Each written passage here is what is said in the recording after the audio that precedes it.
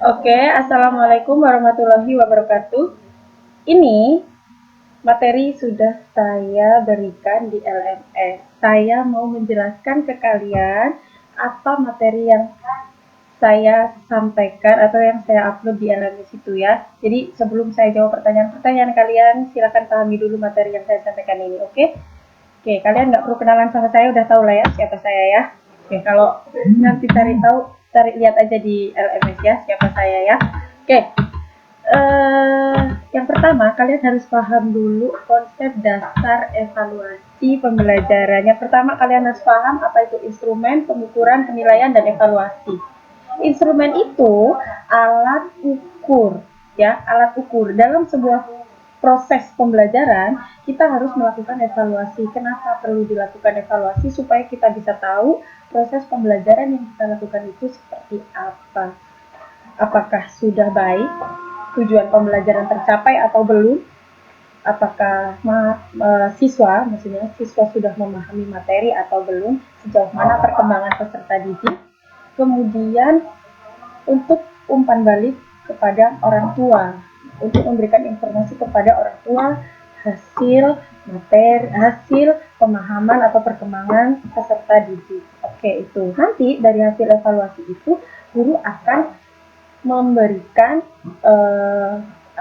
apakah perbaikan ataukah dilanjutkan pembelajarannya. Oh, sudah bagus, kita lanjut pembelajaran seperti ini, pakai strategi ini, pakai metode ini, seperti itu ya. Itu pentingnya evaluasi. Dan yang pertama yang harus dipahami adalah instrumen. Dalam evaluasi itu, instrumen itu hanya ada dua. Oke, hanya ada dua, instrumen tes dan non-tes. Kapan evaluasi itu dilaksanakan? Selama proses pembelajaran, baik itu pembelajaran sudah berlangsung, pembelajaran sudah selesai, itu harus dilakukan evaluasi, ya. Oke, saya jelaskan satu-satu. Instrumen itu alat ukur. Tadi hanya ada dua, tes dan non-tes. Nanti jenisnya banyak. Kalau tes ada tes objektif, subjektif, pilihan ganda, benar salah, menjodohkan, uraian, kemudian isai, gitu ya, itu tes. Mau teknisnya praktek, mau teknisnya lisan, mau tertulis, nah itu tes.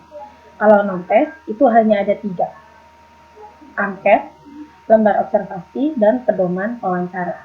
Itu instrumen. Nah nanti dalam mata kuliah ini kalian akan belajar bagaimana cara membuat instrumen itu, baik bagaimana cara membuat instrumen tes, bagaimana cara membuat instrumen non-tes. Oke, selanjutnya pengukuran. Kalau sudah punya alatnya, kita baru melakukan pengukuran. Ya, apa itu pengukuran? Pengukuran itu kita hanya dapat angka saja. Nah, nanti setelah dapat angka, kita olah, kita kumpulkan, kita olah, sehingga menjadi penilaian. Gitu. Jadi proses penilaian. Jadi pengukuran penilaian itu saling melengkapi. Dia berkesinambungan. Jadi pengukuran dulu baru penilaian. Kalau dalam evaluasi pembelajaran, pengukuran itu pada saat kalian memeriksa lembar jawaban peserta didik atau siswa. Kemudian kalau penilaian dari lembar jawaban dikoreksi. Misal Ani dikasih tes pilihan ganda. Soalnya ada 25.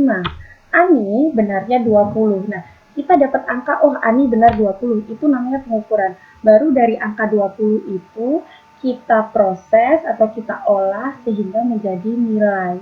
Nilainya berapa sih Ani? Dari dia benar 20, kemudian soalnya 25. Nah, itu kita gunakan rumus paten nilai sampai kalian kapanpun dimanapun nanti itu rumus nilai itu dipakai, yaitu nilai itu adalah skor yang diperoleh siswa dibagi skor maksimal dikali 100.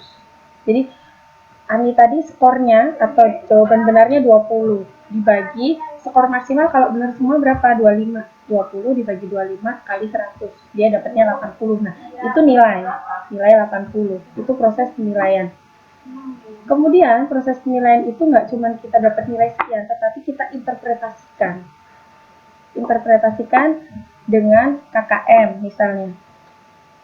KKM-nya 75, Ani dapat 80. Jadi Ani tuntas, gitu ya. Kalau dia dapatnya 60, artinya Ani nggak tuntas. Misal dia benarnya 10 dari 25 item, berarti dia dapatnya nilainya 50 ya, 40.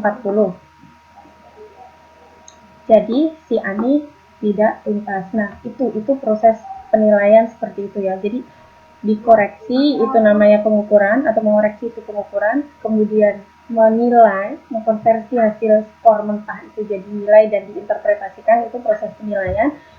Dan baru kita tahu nih perkembangan peserta didik. Oh, yang tuntas sekian orang, yang nggak tuntas sekian. Itu sebagai dasar kita melakukan evaluasi.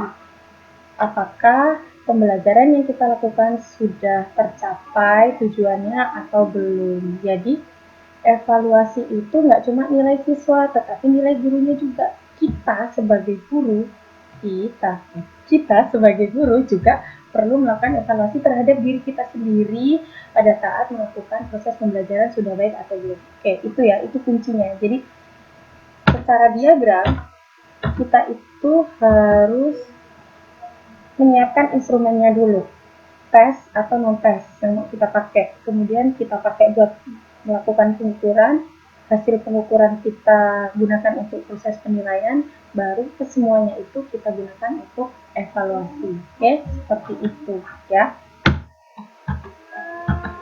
Oke, lanjut prinsip dari evaluasi. Prinsipnya yang pertama berorientasi pada pencapaian kompetensi. Ini maksudnya adalah setiap kita akan melakukan evaluasi, kita harus sesuaikan pencapaian kompetensi apa yang kita akan evaluasi. Jadi, kalau pencapaian kompetensinya misal kompetensi siswa, kompetensi dasar misal, siswa memahami materi tentang inflasi, IPS ya. Nah, jadi yang kita evaluasi ya hanya pemahaman siswa atau kemampuan siswa terhadap materi inflasi itu. Tuh, itu maksudnya berorientasi pada pencapaian kompetensi. Itu kalau materi, kalau sikapnya apa yang mau sikap kita ukur, apakah sikap kedisiplinan, kejujuran, seperti itu ya. Kemudian valid ya. Evaluasi itu harus tepat. Valid itu artinya tepat ya. Kemudian adil, harus adil dan objektif ini ya, sama ya. Maksudnya saling melengkapi. Adil itu kita tidak memihak siapapun. Kemudian objektif, nggak boleh ada yang namanya orang yang disukai atau siswa yang disukai sama yang nggak disukai. Kemudian berkesinambungan, itu berkelanjutan. Jadi setiap proses pembelajaran yang kita lakukan itu harus kita evaluasi. Jadi tadi ada yang tanya, jangka waktunya kapan sih Bu kita melakukan evaluasi? Ya terus menerus gitu, berkesinambungan ya. Kemudian menyeluruh itu semua aspek harus kita evaluasi, baik aspek kognitif, afektif maupun psikomotor. Kemudian terbuka maksudnya ketika kita melakukan evaluasi, kita harus terbuka dengan siapa yang kita evaluasi, terbuka dengan siswa, dengan orang tuanya gitu. Dan yang terakhir bermakna. Nggak mungkin kan evaluasi nggak ada maknanya. Maknanya apa? Supaya kita tahu apa yang telah kita lakukan selama pembelajaran sudah baik atau belum, kemudian bagaimana perkembangan siswa itu ya. Oke, kemudian ini jenis tes ya. Jadi kalau dalam evaluasi itu hanya ada dua, kuncinya dua, alatnya cuma ada dua, tes dan non tes. Nanti tes itu ada tes objektif, pilihan ganda, masalah, menjodohkan, uraian, esai. Kemudian kalau non tes ada angket atau kuesioner, observasi, pedoman wawancara. Nah, itu semua nanti akan kita pelajari di next pertemuan ya. Nah, ini langkah penyusunan instrumen. Nanti saya jelaskan di next pertemuan karena ini harus kita praktikkan satu persatu bagaimana cara membuat instrumen tes, bagaimana cara membuat instrumen non tes. Oke. Sekian penjelasan dari saya, mudah-mudahan bisa dipahami. Kalau ada pertanyaan, silahkan di grup WhatsApp sesuai dengan permintaan kalian ya. Saya akhiri, wassalamualaikum warahmatullahi wabarakatuh.